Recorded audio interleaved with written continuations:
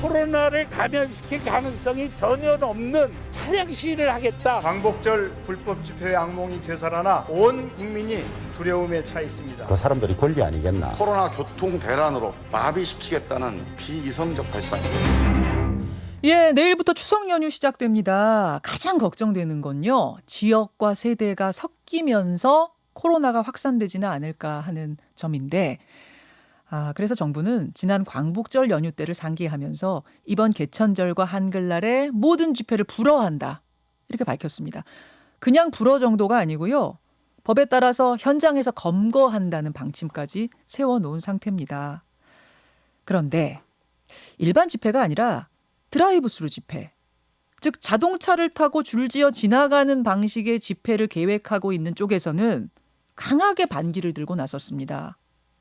감염병과 전혀 상관이 없는데 왜 우리까지 막느냐, 이런 주장인데요. 이 드라이브스루 집회 금지를 놓고는 정치권에서도 찬반이 좀 엇갈리고 있어요.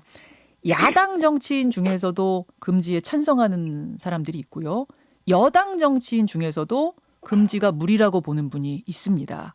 예. 자, 그래서 양쪽을 열어놓고 얘기를 좀 들어보려고 합니다. 먼저 개천절에 드라이브스루 집회를 계획하고 있는 곳, 새로운 한국을 위한 국민운동의 최명진 사무총장 연결이 돼 있습니다. 사무총장님 안녕하세요. 네, 안녕하세요. 예. 아침 일찍 수고 많으십니다. 예. 감사합니다. 고맙습니다. 개천절에 드라이브스루 집회하겠다는 계획은 그대로십니까? 네, 한마디로 얘기하면 네라고 답할 수밖에 없습니다. 근데 도로교통법 위반으로 현장에서 검거되실 수도 있고요, 벌점 40점으로 면허정지 처벌을 받으실 수도 있는데 그래도 강행이십니까? 저희들이 하는 것은 준법으로 하는 시위입니다. 그러니까 도로교통법을 잘 준수하고 있고요. 또 이게 지난 19일과 26일에도 이미 두 차례 했습니다. 때문에 우리는 소위 교통 지도에 따라서 네. 그들에 의해서 저희들이 준법으로 이 시위를 하고 있기 때문에 도로교통법과 문제가 없다고 생각합니다. 저희들이 이제 9대 이하, 그건 이제 방역법에 의해서 9대 이하로 해달라 하는 말씀에 우리가 9대만 했고요. 또 그 9대도 도로교통법에 위반이 됩니다. 이래서 네. 5대를 따로 가고 4대가 따로 가달라. 그래서 또 그렇게 했고, 그래서 저희들은 이게 법에 저촉된다고 생각하지 않습니다. 네. 그렇게 보세요. 제가 조금만 네. 좀 구체적으로 질문을 드릴게요, 사무총장님. 네. 네. 경찰은 지금 두 가지 법을 적용할 수 있다고 보고 있어요. 첫째는 네. 집시법입니다. 네. 이번에 광화문 일대를 아예 집회 금지 구역으로 설정을 했는데, 집회를 금지한다고 할 때 집회라는 건 차량 집회도 포함이 되는 거다. 따라서 집시법 위반을 적용할 수 있는 것이고, 두 번째, 차로 하는 집회라서 교통체증을 유발할 수 있기 때문에, 교통 질서를 해할 수 있기 때문에 도로교통법에도 적용이 될 수 있다라는 거거든요. 네. 두 가지 좀 따로 답해 주세요. 그래서 이제 그거는 저희들이 행정소송을 지금 이제 한 바가 있고요. 아마 답이 이제 곧 나올 거라고 봐지는데. 어제 하셨죠, 행정소송? 네, 어제 저녁 시간에 했고요. 근데 지금 여기서 저희들이 말하고 있는 것은 금지 구역을 통과하는 것. 다시 말하면 네. 집회라고 하는 것은 사람들이 모여 있는 곳인데 저희가 집회에 모이지 않고 그 금지 구역을 지나가는 거예요. 그러면 소위 말해서 지금 금지 구역을 지나가는 차들이 지금 많이 있습니다. 현재도 많은 차들이 지나가요. 그죠? 광화문도 지나가고 종로도 지나가고. 그게 일반적인 차들이요. 지금 출근길에 지나가시는 분들. 네, 지나가죠. 예, 네. 예. 그건 지나가는 건데 우리도 집회 시위 차량이 그냥 지나간다는데 똑같은 상황 아닐까요?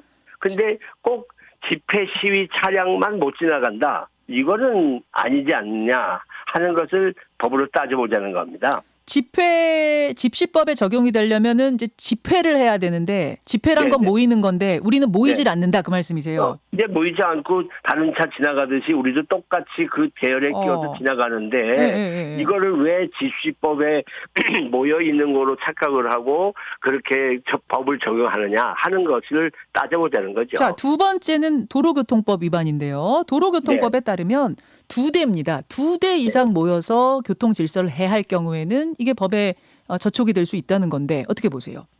그거는 이제 일반적으로 2대 이상이 같은 생각으로 나란히 하게 되면 교통에 방해를 줄 수 있죠. 네. 그런데 이거는 집회를 신고한 겁니다. 그러면 집회 신고 테두리 안에서 보호를 받을 수 있거든요. 근데 그 집회 신고하신 거 허가 안 났잖아요. 예, 그러니까 허가가 안 났으니까 그 부분을 저희들이 네. 이제 그 법에다가 물어보는 거고 만약의 경우 이것이 기각이 돼서 야 이렇게 하면 안 돼라고 한다면 저희들은 지금 현재 19일과 26일에 했던 것처럼 네. 그냥 9대 이하로 5대씩 4대씩 따로따로 떨어져서 네. 서울의 여러 곳에서 하겠다는 겁니다. 뭐 굳이 광화문에 모일 필요도 없고 광화문을 지나갈 이유도 없고 광화문 안 가면 되지 않습니까? 지역도 피하겠다. 2대끼리 뭉치는 것도 안 된다고 하면 그럼 그것도 안 뭉치겠다 이 말씀이세요? 2대끼리 뭉치지 말라는 게 아니라 그거는 집회 신고를 하는 겁니다. 그러니까 지금 지난 19일과 지난 26일에는 모두가 집회 신고가 돼 있습니다. 네. 그리고 그 집회 신고에 따라서 5대, 4대가 이렇게 나란히 나누어서 이 보호를 받으면서 교통법을 잘 지키면서 운행을 했습니다. 그 차량들이 멈춰서 같이 모여 있는 시간은 뭐 아예 없겠습니까? 뭐 거의 없다고 봐야 되죠. 처음에 모여 있는 시간은 이제 예를 들어서 모여서 따로 무슨 결집을 하는 것이 아니라 뭐 길을 꼽느라고 각 가정에서 하고 나와도 되는데 그건 모여서 거기서 깃발을 꼽고 또 뭐 이게 옆에다가 우리 홍보물을 부착하고 뭐 그런 것 때문에 모일 수는 있어요. 그렇죠. 그 모임을 저희들이 그냥 사설 주차장에서 각자 알아서 붙이고 나오는 거거든요. 그러니까 바로 이제 그 부분에서 사무총장님 걱정들을 하시는 것 같아요. 아무리 차를 타고 진행을 하신다고 해도 집에서 나서서부터 집으로 돌아갈 때까지 오로지 혼자 움직이는 게 아니고 사전에 집회 도구를 서로 주고받는다든지 뭐 끝나고 나서 3, 4, 5 뒤풀이를 한다든지 이럴 가능성은 있고 주최 측에서 그 많은 참가자를 일괄 통제하기는 어렵지 않겠는가. 이 부분. 그건 당연하죠. 그건 당연하고. 그런 기회 자체를 만들지 않는 것이 온 국민을 위해 도움이 되지 않겠는가 아마 이런 걱정인 것 같아요.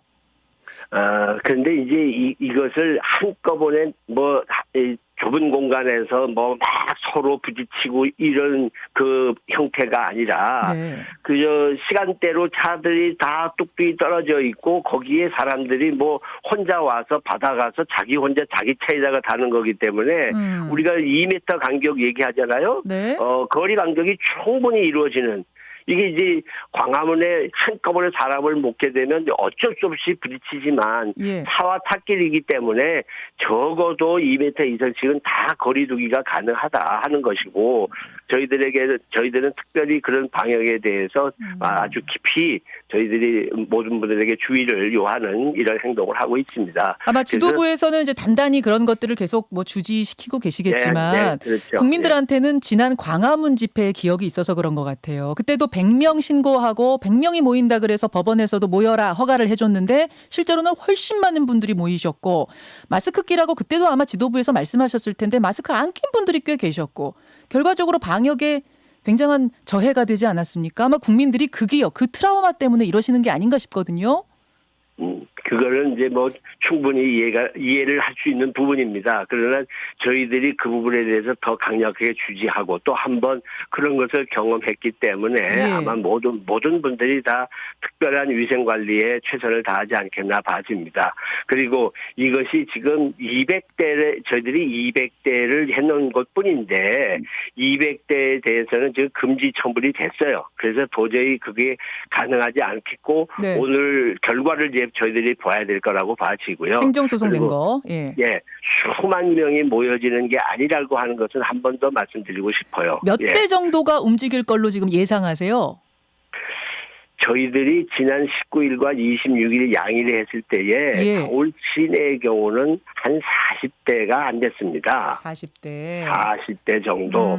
그렇기 때문에 이게 그렇습니다. 200대라고 말을 했어도 또 우리 아시는 것처럼 광화문에 나오시는 모든 분들이 연세들이 참 높으십니다. 그래서 이번 경우도 이야기를 들어보니까 대부분 차를 안 갖고 계신 분이 많고 또 무토뿐만 아니라 어떤 경우도 있는가 하면 차 운전하던 면허증을 반납했다. 뭐 이런 겁니다.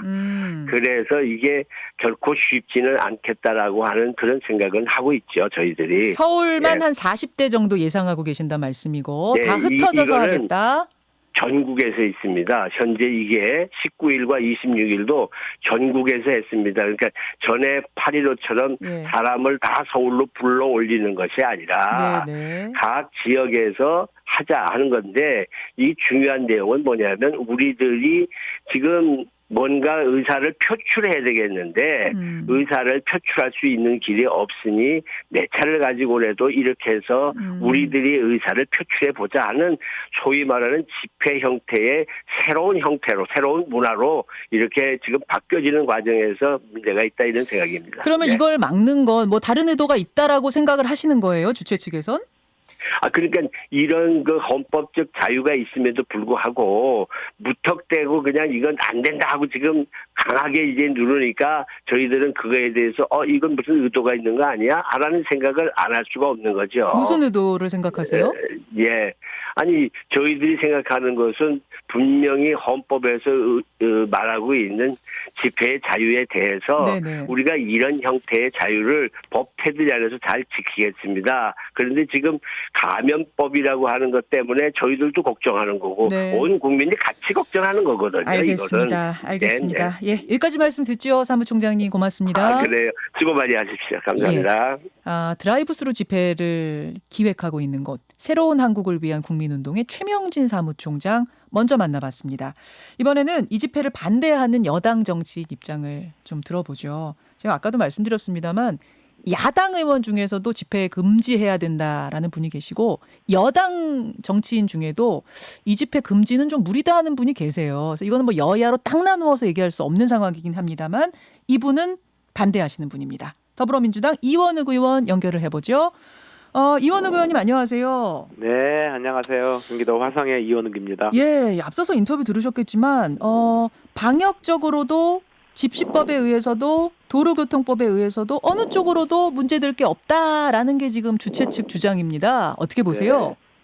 아니, 조금 아까 사무총장님께서도 말씀하셨지만 뭐 준비 과정에서의 모임, 뭐 통제 문제 이런 것들을 제대로 지킬 것인가에 대해서는 좀 자신이 없게 말씀하셨지 않습니까?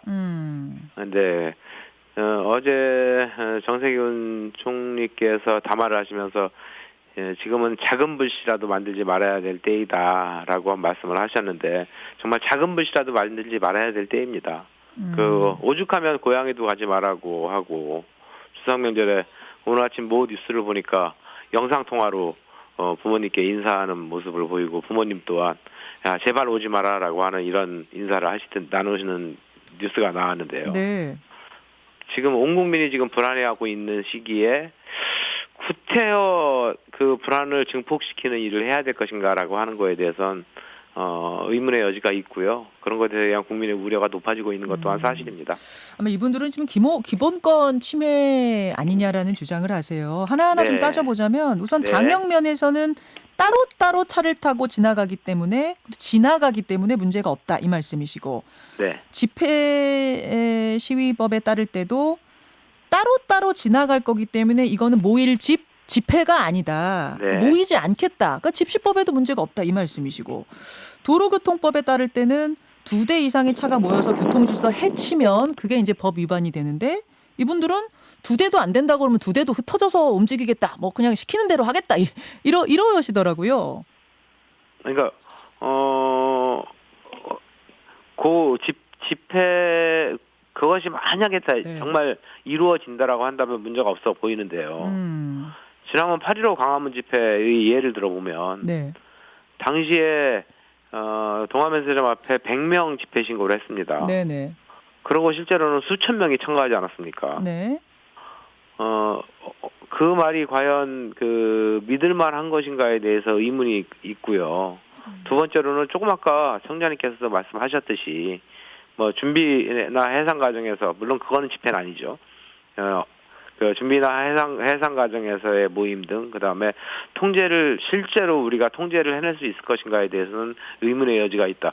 집회를 신고한 주최 측에서도 이런 거에 대해서는 확신을 하지 못하고 있는 상태라고 하는 걸 조금 아까 말씀하시지 않으셨습니까? 뭐 열심히 단속을 하겠다라고 말씀은 하셨습니다만. 열심히 단속을 하겠지만 실제로 통제가 가능할 것인가라고 하는 것은 확실하게 그거는 과연 그렇게 될 수 있을 것인가라고 하는 거는 의문의 여지가 있는 거고요. 그런 거를 통해 가지고 또다시 제2의 제3의 이제 제3이 되겠죠. 제3의 코로나가 확산된다면 국민의 불안은 더 심해질 것이고 경제는 더 나빠질 것이고 뭐 이런 상황 예견되는 거 아니겠습니까? 그러니까 왜 하필이면 지금 하냐는 거예요. 조금 참아줘도 되는 거 아니겠습니까?